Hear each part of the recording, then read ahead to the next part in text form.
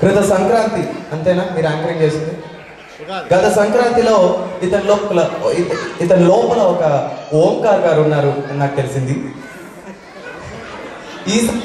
ఈసారి ఇతనిలో ఒక బ్రహ్మానందం గారు ఉన్నారని నాకు తెలిసింది. అది కాకుండా మధ్యలో ఒక ఎస్పీబీ బాలసుబ్రహ్మణ్యాన్ని కూడా దూర్ చేశారు. So let's all give it up for Sairam once again ladies and gentlemen. Once more కావాలంటే అతని నంబర్ నేను తర్వాత అడ్వర్టైజ్ చేస్తాను, ప్రైవేట్ పార్టీ తీసుకొని వినండి. Thank you very much Sairam గారు.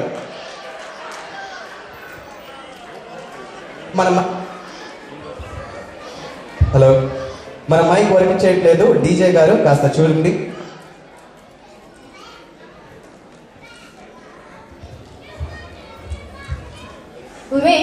ఏంటి ఈ మధ్య నీకు చాలా మార్పు వచ్చింది. మార్పు చాలా అవసరం.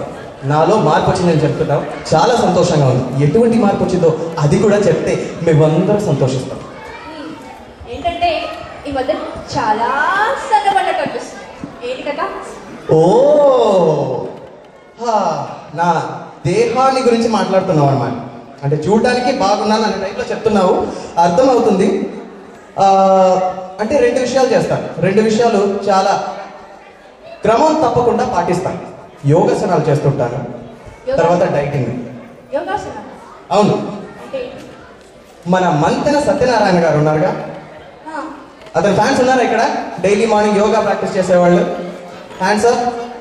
ఓకే, సో అతని కార్యక్రమాలు చూసి బాగా ఇన్స్పైర్ అయ్యి యోగాసనం చేస్తుంటాను.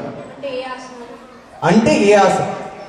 డైలీ మార్నింగ్ నిద్ర లేచిన వెంటనే నా బెడ్ ఉందిగా, ఆ బెడ్ నుంచి లేచి కింద ఒక చాప పరిచి దాని మీద అలా పడుకొని ఈ స్లోగా గాలి పీల్చి అలా వదులుతుంటాను అనమాట. దాన్న శవాసనం అంటుంటారు. కరెక్ట్. యోగాసనం గురించి ఏమీ తెలియకుండానే నువ్వు చాలా తెలివి కలదానివి కాబట్టి శవాసనం చేస్తే ఒళ్ళు తగ్గదు అని తెలుసుకున్నావు. ఎనీవేస్, సో ఇంకా నేను మాట్లాడుతుంటే ఇలాగే సోది వేస్తూ ఉంటాను. సో నెక్స్ట్ కార్యక్రమానికి వెళ్దాం. నెక్స్ట్ కార్యక్రమం ఎవరు వస్తున్నారు? సోలో డాన్స్ రాధిక, తిరు జవరాల అన్నమయ్య. మన రాధిక గారి గురించి చెప్పాలంటే చెప్తూనే ఉండొచ్చు, కానీ నా వల్ల అయినంత ఒక స్మాల్ ఇంట్రడక్షన్ ఇస్తాను. తను చాలా ట్రైన్డ్ ప్రొఫెషనల్ డాన్సర్ అండి. భరతనాట్యం, కూచిపూడి స్టైల్స్, రెండు స్టైల్స్ చాలా చక్కగా చేస్తారు. ఈ రోజు మన కోసం తన కూచిపూడి స్టైల్లో ఒక చక్కటి అన్నమయ్య కీర్తనకి నృత్య ప్రదర్శన చేయబోతున్నారు. లెట్స్ ఆల్ వెల్కమ్ రాధిక గారు.